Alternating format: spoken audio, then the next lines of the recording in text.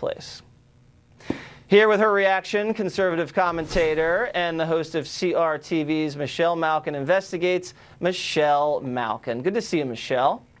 You too, Jesse. So what do you think about that CNN analysis? I mean, I just think they're desperate. What do you have to say? Well, I think you're spot on. Forget apples and bananas. CNN is serving up rotten fruit that they dress up as news, and it's no longer a news network anymore. And clearly, former CNN viewers are voting with their fingers and walking right up the remote control and changing the channel.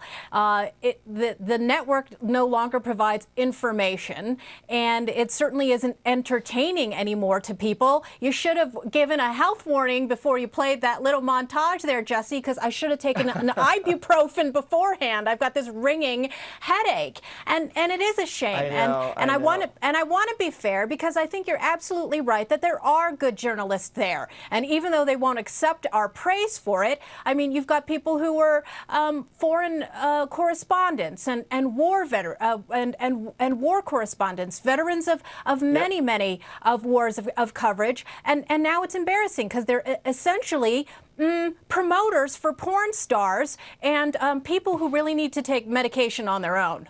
Hoy. Well, I'm sorry, Michelle, for not warning you about the food fight video. I do apologize.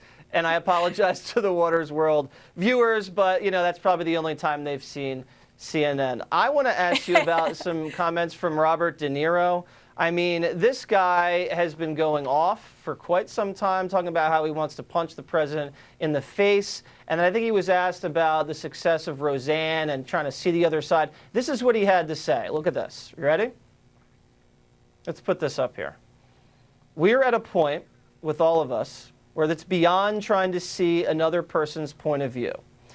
There are ways you can talk about that, but we're at a point where the things that are happening in our country are so bad, and it comes from Trump. There are so many people who have left this administration. It's a serious thing. Now, I mean, he's a terrific actor, Michelle, but I mean, terrible political commentary. There's not a lot of bad things that have come from this president. I mean, ISIS has been pretty much wiped off the map. The caliphate's gone. Manufacturing jobs are way up.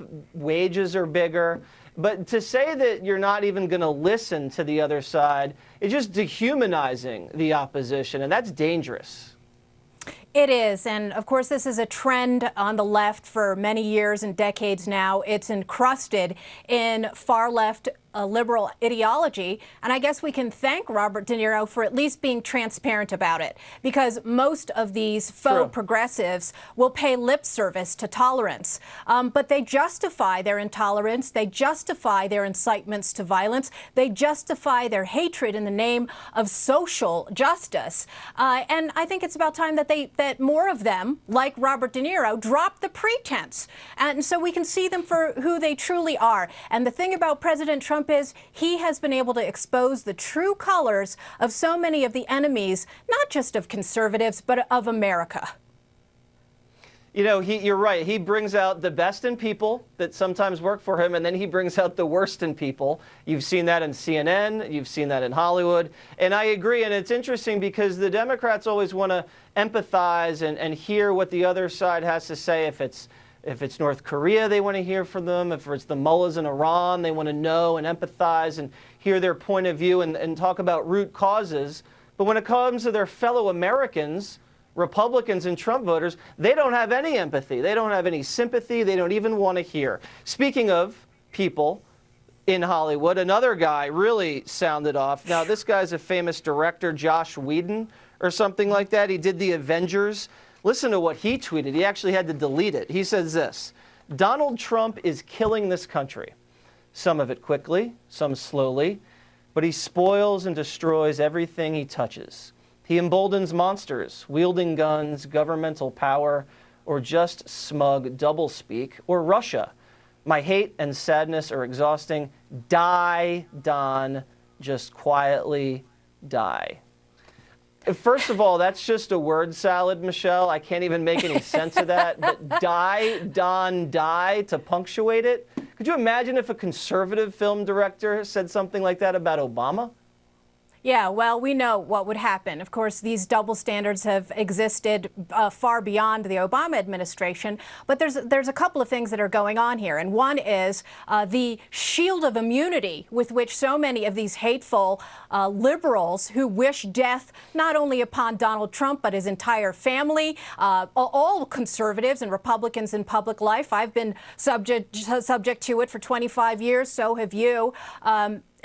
As you've gotten more prominent as well, Jesse, and it just is a part of being conservative that we have to accept. But what we should not accept is the double standards of social media outlets, giants like Facebook and Twitter, that will discriminate against conservatives for conducting themselves civilly online while looking at the other way at things like this. Even just tonight, we had this fire that happened at Trump Tower, and there are verified blue check mark Twitter liberals who are gloating over this accident here at Trump Tower, even though 3 firefighters and 1 civilian were hurt. Shame on these people. It tells you something about, very important about political theory. There's something called the Overton window, right? It is the window that allows a certain amount of public discourse. And outlets like CNN that are not media, but that are dictators of what is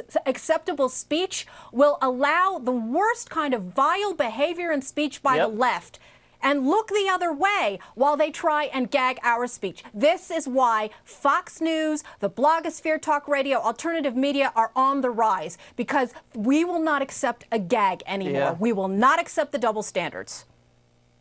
All right, Michelle, thank you very much. You bet. Coming up, big news on the 5